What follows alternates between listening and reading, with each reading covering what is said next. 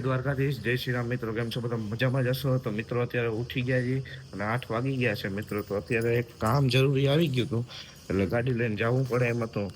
તો મિત્રો અત્યારે જવું જ જોશે. હજી 99 પણ છે નહીં મિત્રો. ગાડીની ચાવી મને એવું કેમ લાગે છે મિત્રો ભૂલી ગયા છે. લેતો તો આજે બુલેટ પણ રિપેર કરાવવાનું છે મિત્રો. ઘણા ટાઈમ પછી યાદ આવ્યું બુલેટ રિપેર થઈ જાય ત્યારબાદ જશું આપણે રખડવા માટે. તો મિત્રો ચાલો ગાડી લઈને આપણે સીધા મળીએ.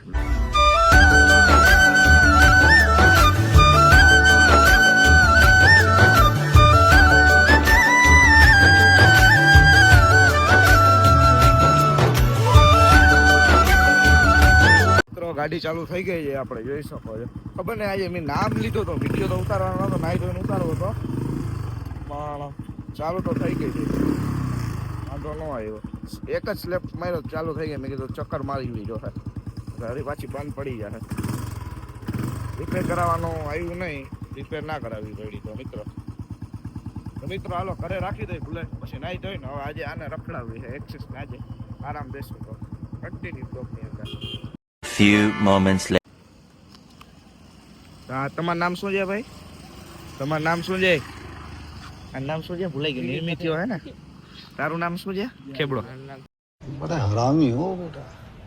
મિત્રો અત્યારે હજી 12 વાગી ગયા હે તો હજી ઓલો પાર્સલ લેવા આવ્યા હતા તે પાર્સલ મળ્યું નથી. પાર્સલ બીજે વયું ગયું છે અને 12 વાગી ગયા. મને હજી નાયા ધોવાનો કાંઈ વેત આવ્યો છે જ નહીં મિત્રો. એ બેજો ખહુર જેવા ન્યા વિભા હે. મિત્રો ફાઇનલી આપણી ગાડી તો મસ્ત ચાલુ થઈ ગઈ. મને બહુ મજા આવી ગઈ છે. તો 2-3 દી એક્સેસ મૂકી દે હું આપણે સાઈડમાં, એટલે કાંઈ વાંધો આવશે નહીં. ખહુર જેવા જોઈએ વિભા. શું લાગે છે પ્રિન્સભાઈ? બુલેટ આપણી પાછી આવી ગઈ, કમબેક કરી ગઈ. કેટલા દિવસ થઈ ગયા બંધ પડી હતી એને? અઠવાડિયું જેવું થઈ ગયું હશે ને. હવે આપણે આને જ લઈ જાવી સ્કૂલે. ઓલે ભંગાર કરી દે. હું નવી એક્સેસ લઈ આવ્યા એને. બે નાયા વગર ના આવ્યા છે. બપોરે નાવાનો વિચાર છે. હજુ અવાજ આવતો હતો ને એ બંધ થઈ ગયો હતો. જા જોજે, આમાં ઝીણો ઝીણો અવાજ આવતો હતો ને એ બંધ થઈ ગયો છે. ભલે જા. તો હવે જાશો બાકાજી કી મારવા બપોર પછી. ક્યાં જાઉં હું? Friendship day.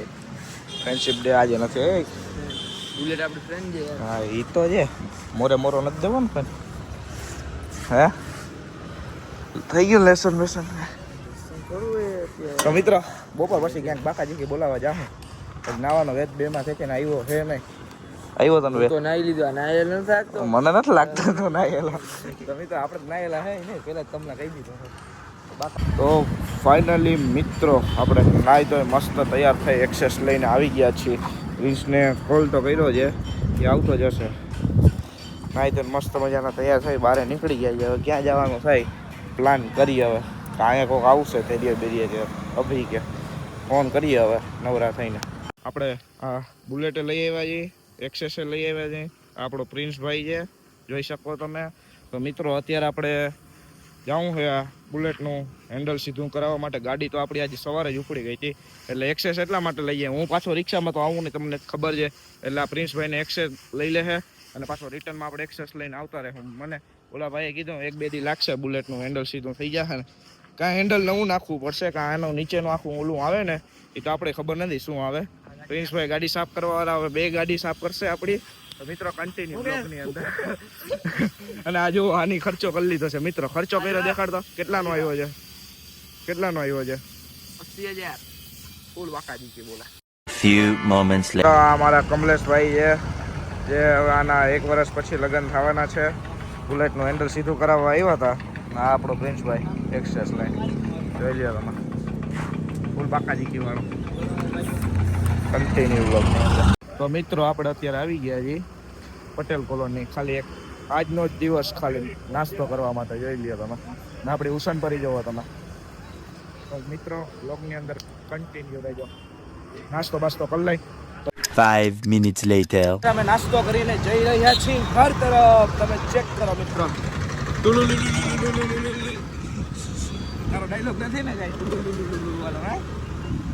તો મિત્રો બધા ફૂલ આજે આખો દિવસ બાકાજી કે બોલાવી દીધી. બુલેટનું હેન્ડલ સીધું કરાવવા ગયા હતા પણ એમાં 3 દિવસનો ટાઈમ લાગે અને આખી રાત સાચવતા નહોતા.